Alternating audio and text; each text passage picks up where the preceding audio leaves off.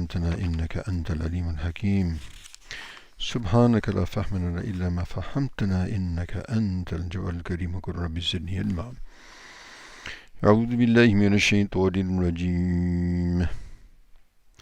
إنما حرم عليكم الميتة والدم ولحم الخنزير وما أهل به لغير الله فمن اضطر غير باغ ولا عاد فلا إثم عليه إن الله غفور رحيم. صدق الله مولانا العظيم. So continuing with the discussion of the various elements which Allah subhanahu wa ta'ala has forbidden, we talked about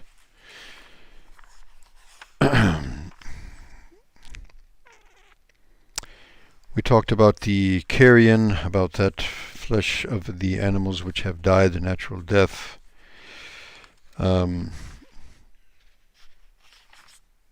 Today we want to talk about blood.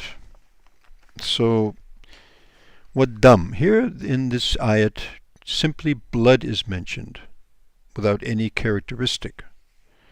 So from that we understand, number one, that blood is an impurity. Not only is it an impurity, it is what we call al-najasa al-ghalidha. It's a very serious impurity. We have impurities which are light impurities. We have impurities which are very heavy impurities, and blood happens to be one of them. So is the case that blood, period, is totally forbidden, or do we find in another ayat, dam masfuhan?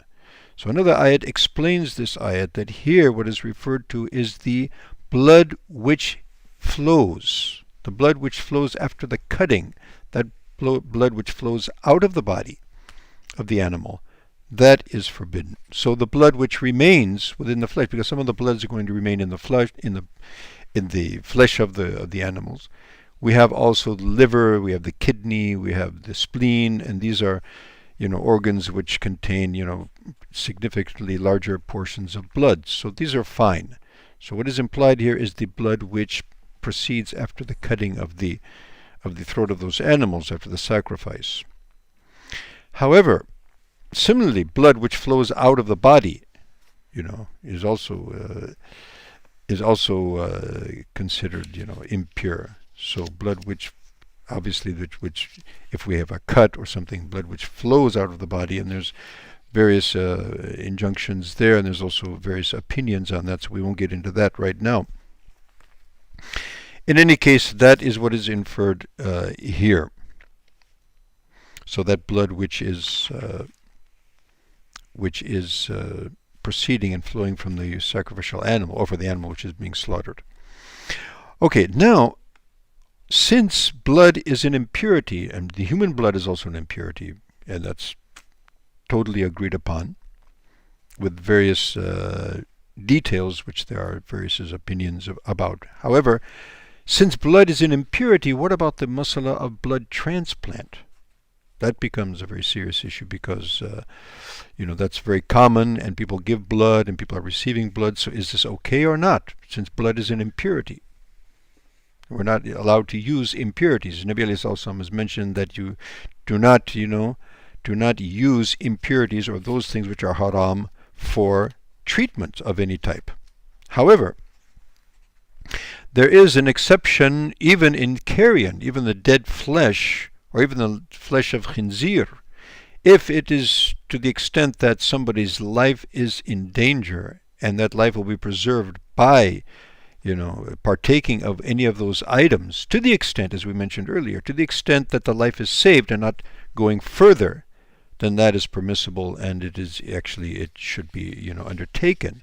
So similarly is the case of blood transfusions. When somebody's life is in danger, which happens quite often after operations or in other huge blood loss, so someone's life is in danger, so here there's absolutely no question of its permissibility. Now, if it is not totally a necessity, in other words, somebody needs a blood transplant, but they can get away without it.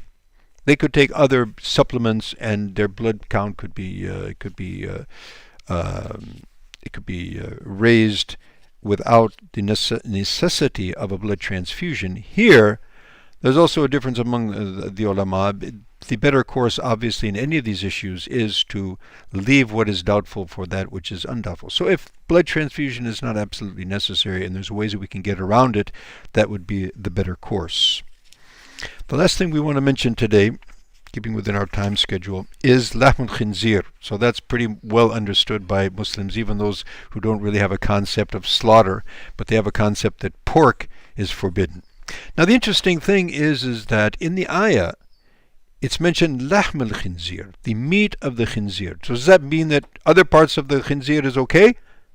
Absolutely not. That's also a consensus among the ulama and a consensus among Muslims from the beginning to the end, that any part of the pig is unclean. So then why is the meat mentioned? The ulama mentioned the reason is that the meat of goats and camels and other animals which their meat is lawful, if slaughtered correctly, is that the meat of those animals becomes pure when properly slaughtered. If not properly slaughtered, then it is impermissible. However, the meat of the swine is different. Whether you slaughter it or not, it's never going to be clean. So that is why the meat is mentioned, that it has a very significant difference from the other animals in that it is totally najas, and every part of it is najas, and it is not going to become clean in any way, shape, or form. So any part of the pig should be abstained from. Particularly, we have even, pig skin.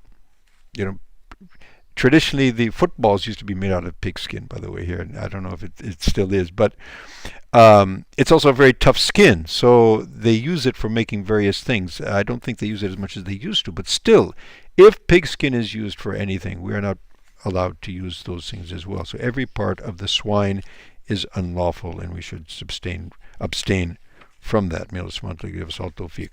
We have left that which has been slaughtered other than in the name of Allah subhanahu wa ta'ala. Here we have quite a lot of details, so Allah subhanahu wa ta'ala give us tawfiq wa akhir da'wana. Alhamdulillahi rabbil alameen. Wassalamu alaikum wa rahmatullahi.